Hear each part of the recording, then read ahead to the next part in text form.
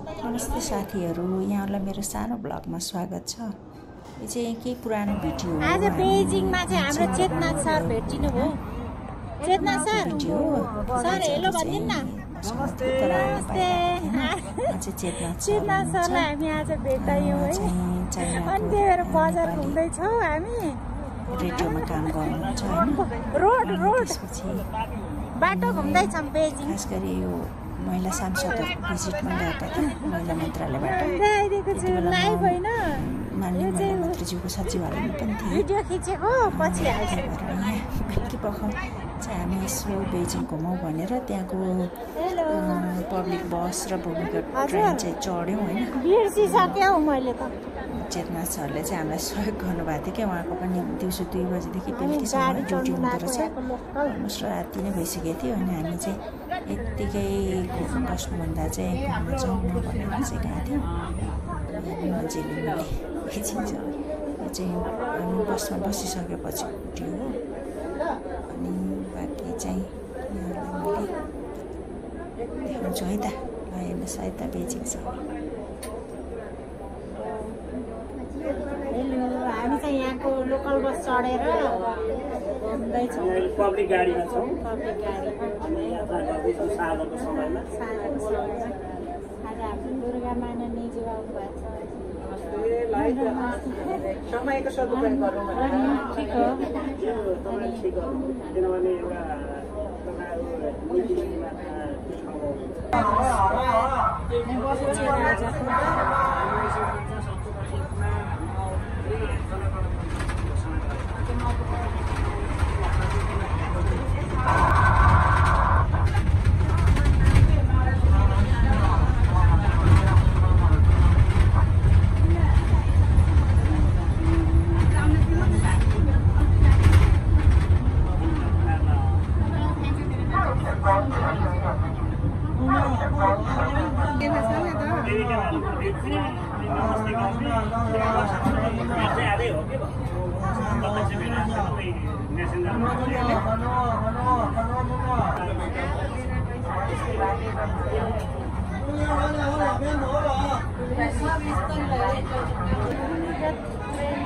जाँदैछौँ मध्यरातको यात्रा। यहाँ चाहिँ बस्नु पऱ्यो। हामी चाहिँ ट्रेन चढ्नुलाई गइरहेको छौँ।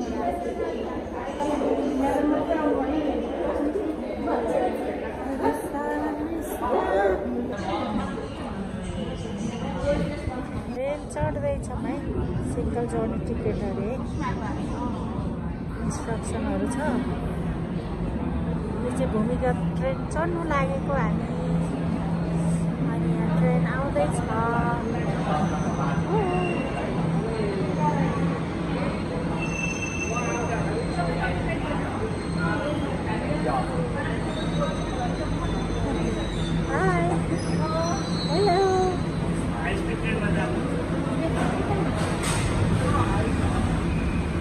हाम्रो मैले जुलाई सोधेको टिकट आइसकेको छ अरे। म्याडम नजानु, धेरै नजिक यता आउनु।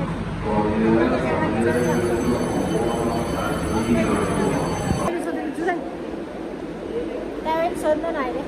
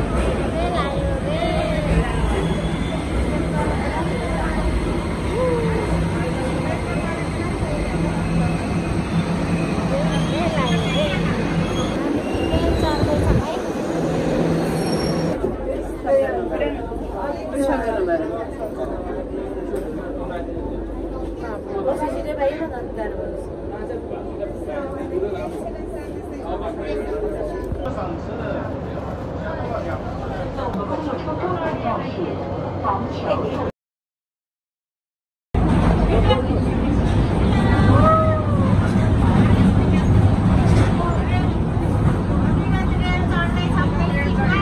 बेजिङको भूमिगत रेलको अनुभव कस्तो भइरहेको छ? एकदम राम्रो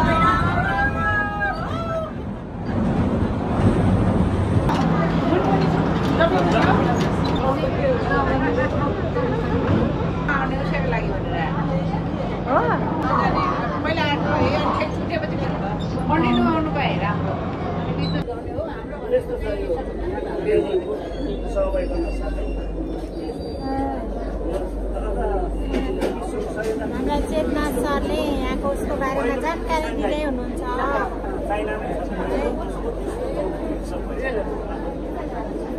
हाई स्पिडमा विश्वमा जति छ त्यसको 80%